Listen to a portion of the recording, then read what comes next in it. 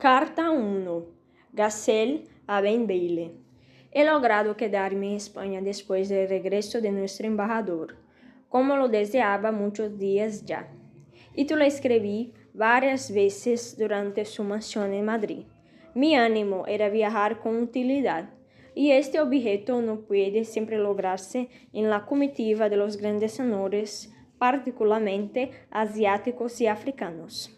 Estos no ven, digámoslo así, sino la superficie de la tierra por donde pasan, su fausto, los ningunos antecedentes por donde indagar las cosas dignas de conocerse, el número de sus criados, la ignorancia de las lenguas, los sospechosos que deben ser en los países por donde caminan y otros motivos.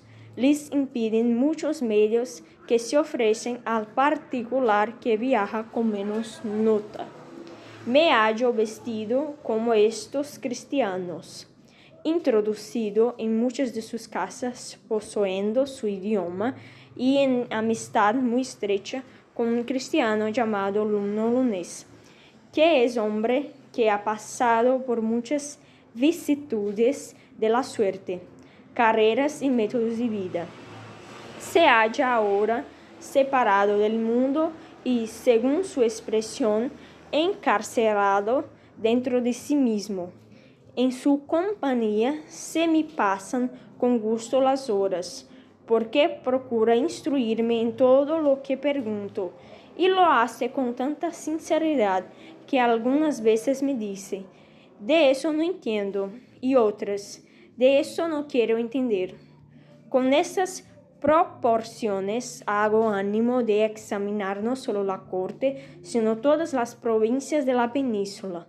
Observaré las costumbres de este pueblo, notando las que le son comunes con las de otros países de Europa, y las que le son peculiares.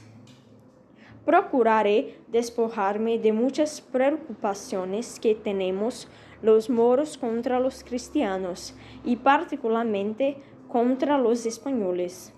Notaré todo lo que me sorprenda para tratar de ello con uno y después participártelo con el juicio que sobre ello haya formado. Con esto respondo a las muchas que me has escrito pidiéndome noticias del país en que me hallo.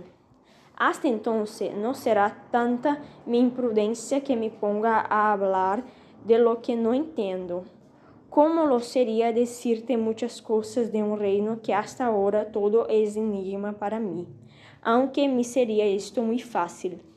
Solo con notar 4 o 5 costumbres extrañas, cuyo origen no me tomaría el trabajo de indagar, ponerlas en estilo suelto y jocoso, añadir algunas reflexiones satíricas y soltar la pluma con la misma ligereza que la tomé, completaría mi obra como otros muchos lo han hecho. Pero tú me enseñaste, oh mi venerado maestro, tú me enseñaste a amar la verdad. Me dijiste mil veces que faltar a ella es delito, aun en las materias frívolas. Era entonces mi corazón tan tierno y tu voz tan eficaz cuando me imprimiste en él esta máxima, que no laborará la sucesión de los tiempos. Haya de conservar una vejez sana y alegre, fruto de una juventud sobria y contenida. Y desde África prosigue enviándome a Europa las saludables advertencias que acostumbras. La voz de la virtud cruza los mares, frustra las distancias y penetra el mundo con más excelencia que la luz del sol, pues esta última cede parte de su imperio a las tinieblas de la noche, y al que ella no se oscurece en tiempo alguno. ¿Qué será de mí en un país más ameno que el mío y más libre, si no me sigue la idea de tu presencia representada en tus consejos? Esta será una sombra que me seguirá en medio del encanto de Europa, una especie de espíritu tutelar que me sacará de la orilla del precipicio. o como el trueno, cuyo estrépito y estruendo detiene la mano que iba a cometer el delito. Carta 2. Del mismo al mismo. Aún no me hallo capaz de obedecer a las nuevas instancias que me haces sobre que te remita las observaciones que voy haciendo en la capital de esta vasta monarquía. ¿Sabes tú cuántas cosas se necesitan para formar una verdadera idea del país en que se viaja? Bien, es verdad que, habiendo hecho varios viajes por Europa, me hallo más capaz, o por mejor decir, con menos obstáculos que otros africanos, pero, aún así, me ha hallado tanta diferencia entre los europeos que no basta el conocimiento de uno de los países de esta parte del mundo para juzgar de otros estados de la misma. Los europeos no parecen vecinos, aunque la exterioridad los haya uniformado en mesas, teatros y paseos, ejércitos y lujo. No obstante, las leyes, vicios, virtudes y gobiernos son sumamente diversos y, por consiguiente, las costumbres propias de cada nación. Aún dentro de la española hay variedad increíble en el carácter de sus provincias. Un andaluz en nada se parece a un vizcaíno. Un catalán es totalmente distinto de un gallego. Y lo mismo sucede entre un valenciano y un montanés. Esta península dividida tantos siglos en diferentes reinos, ha tenido siempre variedad de trajes, leyes, idiomas y moneda. De esto inferirás lo que te dije en mi última sobre la ligereza de los que por cortas observaciones propias, o tal vez sin haber hecho alguna, y solo por la relación de viarejos poco especulativos, han hablado de España. Déjame enterrar bien en su historia, leer sus autores políticos, hacer muchas preguntas, muchas reflexiones, apuntarlas, repasarlas con madurez, tomar tiempo para cerciorarme en el juicio que forme de cada cosa, y entonces prometo complacerte. Mientras tanto, no hablaré en mis cartas sino de mi salud, que te ofrezco, y de la tuya, que deseo completa, para enseñanza mía, educación de tus nietos, gobierno de tu familia y bien de todos los que te conozcan. Carta 3. Del mismo al mismo. En los meses que han pasado desde la última que te escribí, me he impuesto en la historia de España. He visto lo que de ella se ha escrito desde tiempos anteriores a la invasión de nuestros abuelos y su establecimiento en ella. Cómo esto forma una serie de muchos años y siglos, en cada uno de los cuales han acaecido varios sucesos particulares, cuyo influjo ha sido visible hasta en los tiempos presentes. El extracto de todo esto es obra muy larga para remetida en una carta. Y en esta especie de trabajos no estoy muy práctico. Pediré a mi amigo Nuño que se encargue de ello y te lo remitiré. No temas que salga de sus manos viciado el extracto de la historia del país por alguna preocupación nacional. Pues le he oído decir 1000 veces que, aunque ama y estima a su patria por juzgarla digna de todo cariño y aprecio, tiene por cosa muy accidental el haber nacido en esta parte del globo, o en sus antípodas, o en otra cualquiera. En este estado quedó esta carta 3 semanas cuando me asaltó una enfermedad en cuyo tiempo no se apartó Nuño de mi cuarto, y haciéndole en los primeros días el cargo arriba dicho, lo desempeñó luego que salí del peligro. En mi convalencia me lo leyó y lo hallé en todo conforme a la idea que yo mismo me había figurado. Te lo remito, tal cual paso de sus manos a las mías. No lo pierdas de vista mientras durare el tiempo de que nos correspondamos sobre estos asuntos, por ser esta una clave precisa para el conocimiento del origen de todos los usos y costumbres dignos de la observación de un viajero como yo, que ando por los países que escribo, y del estudio de un sabio como tú, que ves todo en orden desde tu retiro. La península llamada España solo está contigua al continente de Europa por el lado de Francia, de la que la separan los montes Pirineos. Es abundante en oro, plata, azogue, piedras, aguas minerales, ganado de excelentes calidades y pesca tan abundante como deliciosas.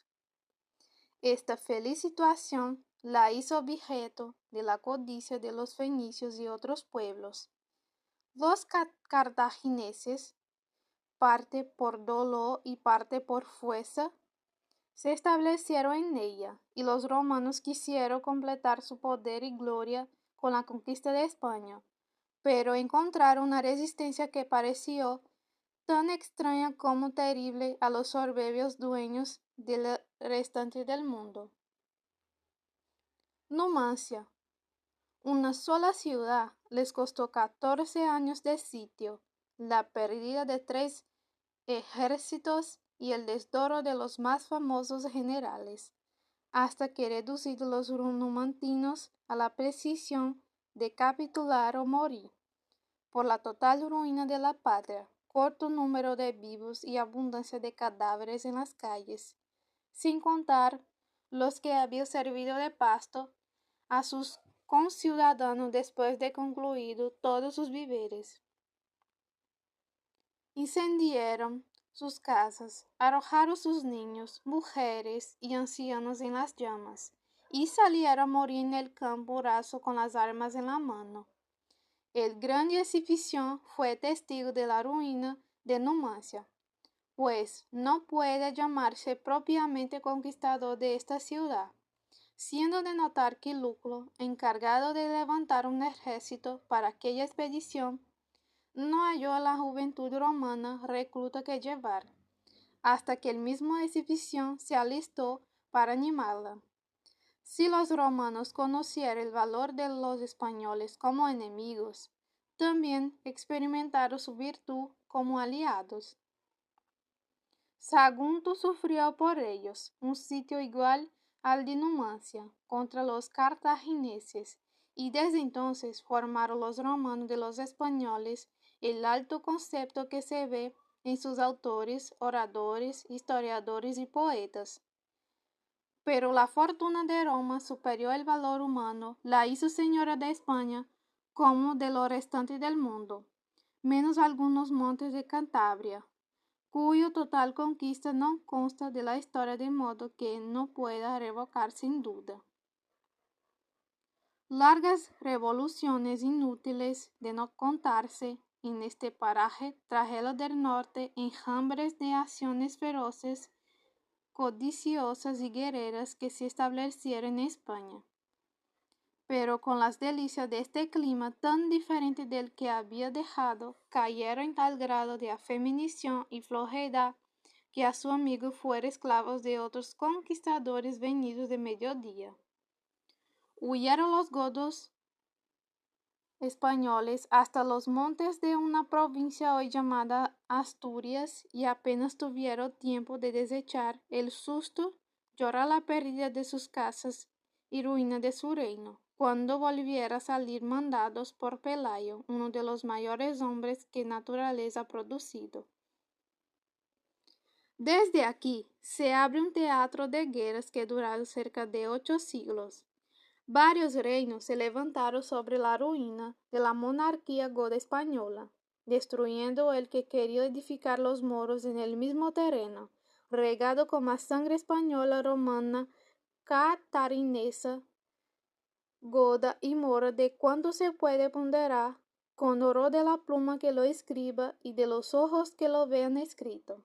Pero la población de esta península era tal que, después de tan largas y sangrientas guerras, aún se contaba 20 millones de habitantes en ella.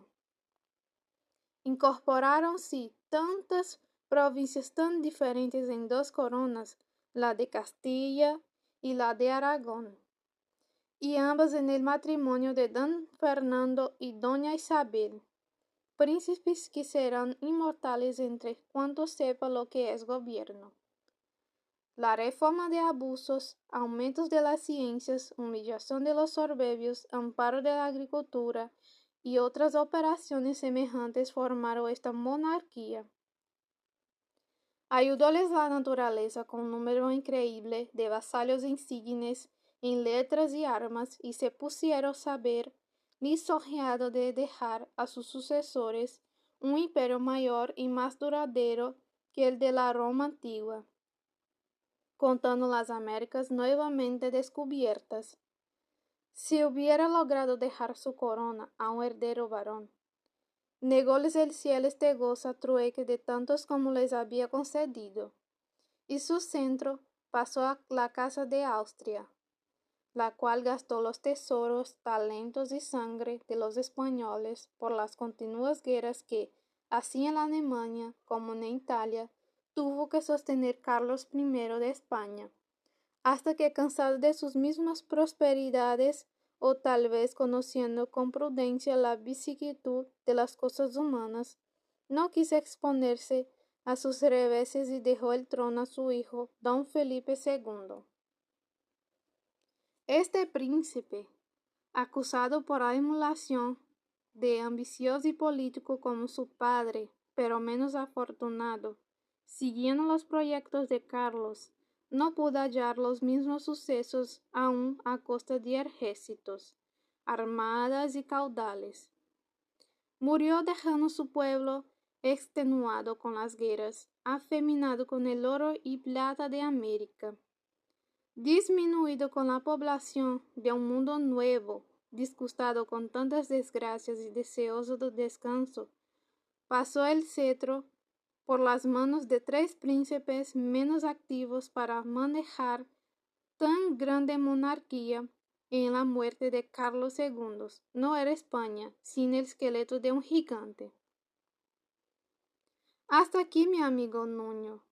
De esta relación inferirás como yo, primero, que esta península no ha gozado una paz que pueda llamarse tal en cerca de 2 millones de años, y que por consiguiente es maravilla que aún tenga hierba los campos y agua sus fuentes, ponderación que suele hacer Nuño cuando se habla de su actual estado. Segundo, que habiendo sido la religión motivo de tantas guerras contra los descendientes de Tarif, no es mucho que sea objeto de todas sus acciones. Tercero, que la continuación de estar con las armas en la mano les haya hecho mirar con el desprecio el comercio e industria mecánica. Cuarto, que de este mismo nazca lo mucho que cada noble en España se envanece de su nobleza. Quinto, que los muchos caudales adquiridos rápidamente en las Indias distraen a muchos de cautivar las artes mecánicas en la península y de aumentar su población. Las demás consecuencias morales de estos eventos políticos irás notando en las cartas que escribiré sobre estos asuntos.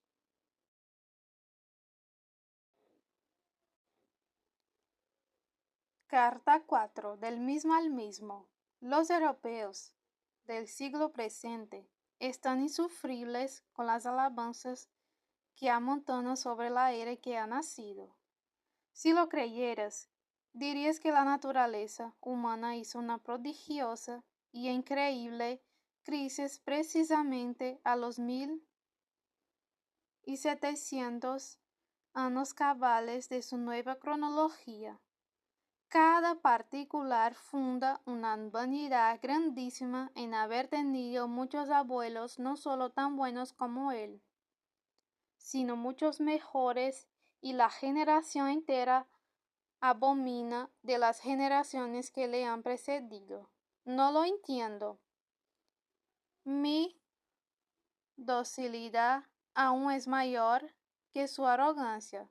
Tanto me han dicho y repetido de las ventajas de este siglo sobre los otros, que me he puesto muy de veras a averiguar este punto.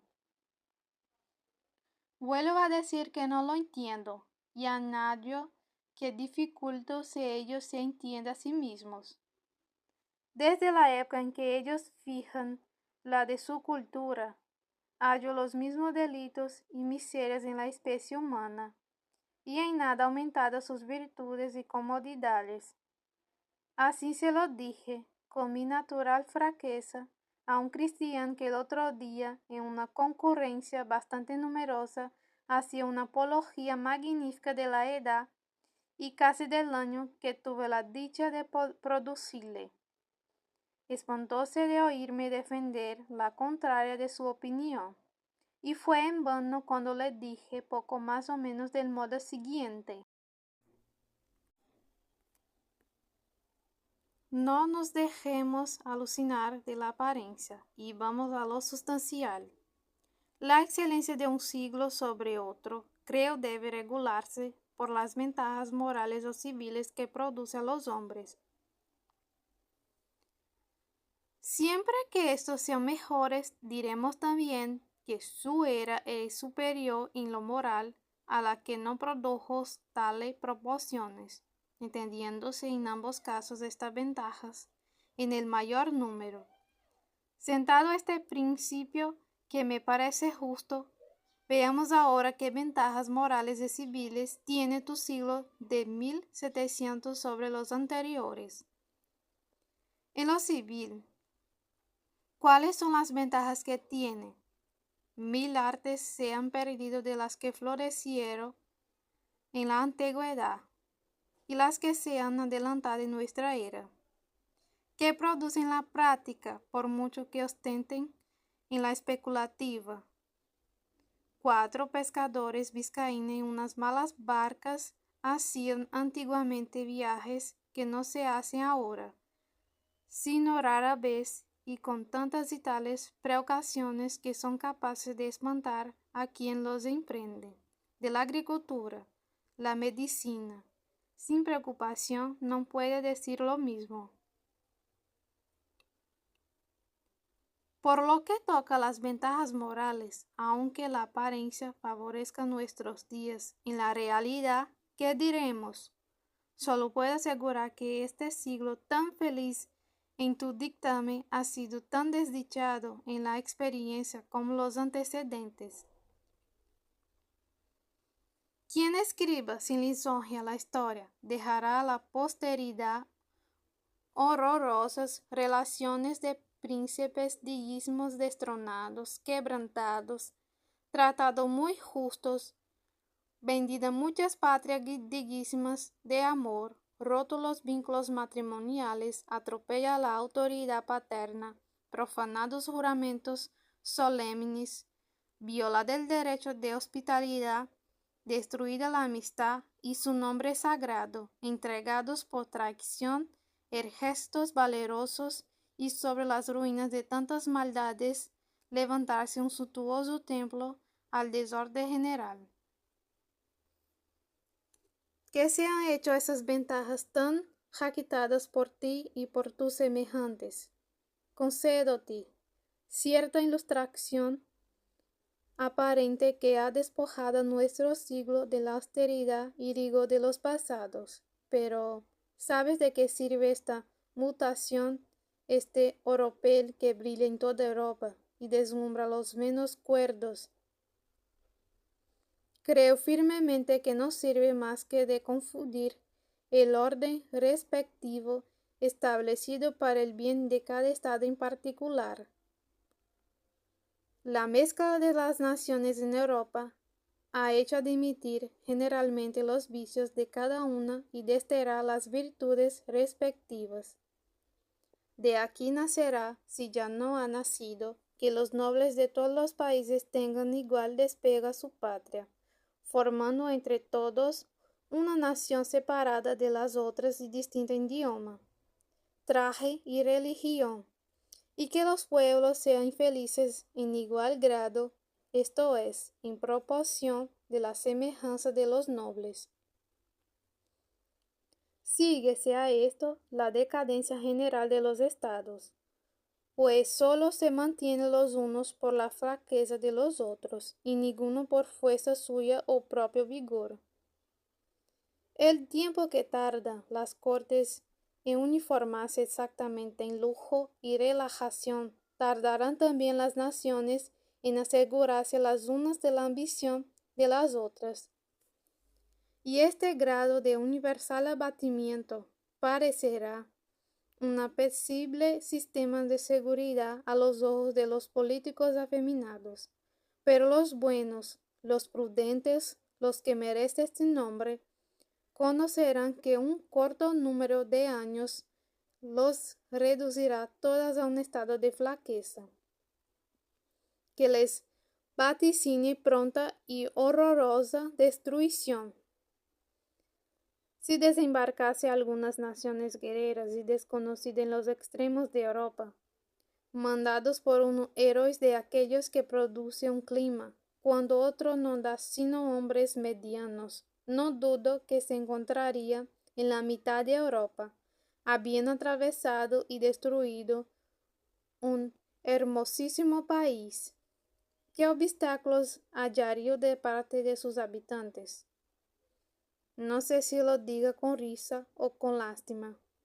Unos ejércitos muy lúcidos y simétricos sin duda, pero debilitados por el peso de sus pasiones y mandados por generales en quienes hay menos de lo que se quiere de aquel gran estímulo de un héroe, a saber, el patriotismo. Ni creas que para detener semejantes irrupciones sea suficiente obstáculo el número de las ciudades fortificadas, si reina el lujo, la desidia y otros vicios semejantes, fruto de la relajación de las costumbres. Estos sin duda abrirán las puertas de las ciudadelas a los enemigos. La mayor fortaleza, la más segura, la única invencible, en las que consisten los corazones de los hombres, no en lo alto de los muros, ni en lo profundo de los fosos. ¿Cuáles fueron las tropas que nos presentaron en las orillas de Guadalete los godos españoles? Cuán pronto, en proporción del número, fueron deshechos por nuestros abuelos fuertes, austeros y atrevidos. Cuán largo y triste tiempo el de su esclavitud. Cuánta sangre derramada durante 8 siglos para reparar el daño que les hizo la afeminición y para sacudir el yugo que jamás los hubiera oprimido, si hubiese mantenido el rigor de las costumbres de sus antepasados. No esperaba el apologista del siglo en que nacimos estas razones, y mucho menos las siguientes, en que contraje todo lo dicho a su mismo país, continuando de este modo. Aunque todo esto no fuese así en varias partes de Europa, puedes dudarlo respecto de la tuya. La decadencia de tu padre en este siglo es capaz de demostración con todo el rigor geométrico. Hablas de población. Tienes 10 millones escasos de almas, mitad del número de vasallos españoles que contaba Fernando el Católico. Esta disminución es evidente. Veo algunas pocas casas nuevas en Madrid, y cual ciudad grande, pero sal por esas provincias y verás a lo menos 2/3 partes de casas caídas, sin esperanza de que una sola pueda algún día levantarse. ciudad tienes en España que contó algún día 15.000 familias reducidas hoy a 800? Hablas de ciencias. En el siglo antepasado, tu nación era la más docta de Europa, como la francesa en el pasado y la iglesia en el actual. Pero hoy, del otro lado de los Pirineos, apenas se conocen los sabios que así se llaman por acá. Hablas de agricultura. Esta siempre sigue la proporción de la población. Infórmate de los ancianos del pueblo y oirás lástimas. Hablas de manufacturas que se han hecho las antiguas de Córdoba, Segovia y otras. Fueron famosas en el mundo y ahora las que las han reemplazado están muy lejos de igualadas en famas y mérito. Se hallan muy en sus principios respecto a las de Francia e Inglaterra. Me preparaba a proseguir por otros ramos, cuando se levantó muy sofocado el apologista, miró a todas partes y viendo que nadie le sostenía, jugó como por distracción con los cabaceles de sus relojes y se fue diciendo: no consiste en eso la cultura del siglo actual, su excelencia entre todos los pasados y venideros, y la felicidad mía y de mis contemporáneos. El punto está en que se come con más primor, los lacayos hablan de política, los maridos y los amantes no se desafían, y desde el sitio de Troya hasta el de Almeida no se ha visto producción tan honrosa para el espíritu humano, tan útil para la sociedad y tan maravillosa en sus efectos como los polvos sin parelle, inventados por Friboletti en la calle de San Honorato de París. Dices muy bien, le repliqué, y me levanté para ir a mis oraciones acostumbradas, añadiendo una y muy fervorosa, para que el cielo aparte de mi patria los efectos de la cultura de estos siglos, si consiste en lo que éste ponía su defensa.